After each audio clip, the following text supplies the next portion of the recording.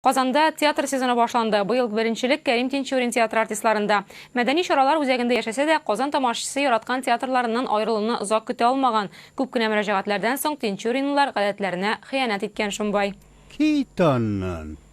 Нишлисең, тамашачы сорый, халык. Хәер, артистлар быел тамашачының мәдәни ихтыяҗын тулысынча канәгатьләндерергә әзер. Әйтик, Татарстанда ачылган һәр яңа мәдәният йортында булырга исәплиләр. Чит төбәкләрдә читтә калмаячак ди. Хәер, барлык серләрне дә ачмыйк, Ләйсән Сабировага калдырыйк.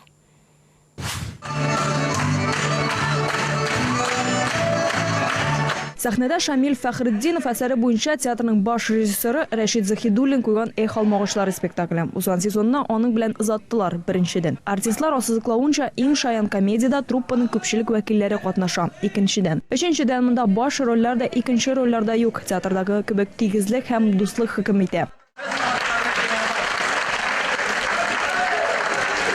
Вакыйга Алмагач иле авылында бара. Яңа клуб ачылу тантанасына зур кунаклар килүен көтәләр. Вакыйгага бөтен авыл әзерләнә, бию, җыр репетициялары, әмма кем беренче итеп чыгыш ясаячак? Өлкәннәрме, яшьләрме? Спектакль сюжеты шуның тирәсендә бара. Тәгъва кылучылар арасында барысы да бар. Репетицияларга яратып йөри башладык та, аннары барыбер әле безнең күңелебездә шуның хәтле зур шик тулды. Чөнки бу башка спектакльләргә ошамаган, тамашачы ничек кабул итер икән дип сакланыбрак кына уйный башлаган идек. Әмма тамашачы безгә караганда да көчлерәк кабул иткәч, шаклар каттык. Русча әйтсәк, добрейшая комедия. Менә инде монда гомумән начар кешеләр юк бу спектакльдә. Хәтта без шундай татуированный булып килеп керәбез, ике үзләренчә тәкә дип саный торган Казан малайлары күләктә укый торган, монда авылга киләләр курсташ кызларын эзләп. Хәтта алар да үзләренең нидер алар шундай наивный, самими. Мин участковый образын башкарам. Моныңча андай участковыйлар милиция рольләрен башкарган булмады, әмма дә ләкин Мамаш Коражда бик усал солдат ролен уйнарга туры килде. Бүгенге образым минем спектакльгә комедия булгачтан безнең һәрбер персонажыбыз монда бары тик яхшы образлар гына. Минем исемем Тахир бу спектакльдә. Әлбәттә инде бу исемнәр беленгән спектакльдән Тахир белән Зөһрә спектакльнән алынган.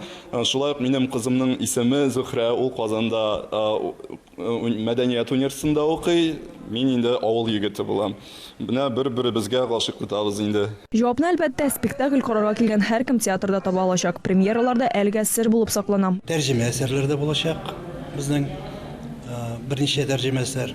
Һәм бер әсәр инде Риза Гарипов укырга тиеш, ансы сандыктан козып алынган дип әйтик, 80нче елларда язылган әсәр булырга тиеш була. Әсәрнең исемнәрен әйтмим, чөнки аның әле сәхнә исемнәре уйланылмаган. Шуңа күрә шулай дип торабыз инде. Әсәрләр бик әйбәт һәм без уйлыйбыз инде где-то бер 5-6 спектакль чыгарга бу сезонда.